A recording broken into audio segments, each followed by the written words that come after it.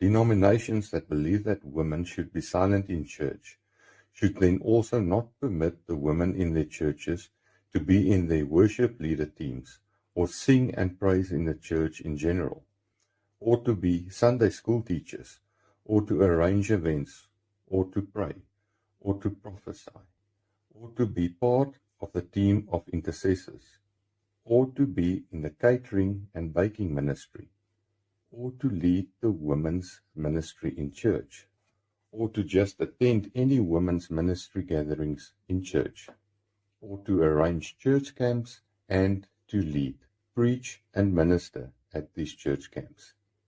And the lists go on and on. Because all these things are taking place in the church, and women should then, according to the pastors of these denominations, be silent in church, not allowed to speak at all. Also, why are the men in these churches, they're not occupying all these roles?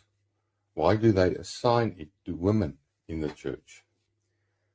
Can you guys see the double standard and hypocritic behavior of these churches and pastors that say that women must remain silent in church? In Galatians 3 verse 28, Jesus says, "There is no male nor female in Christ.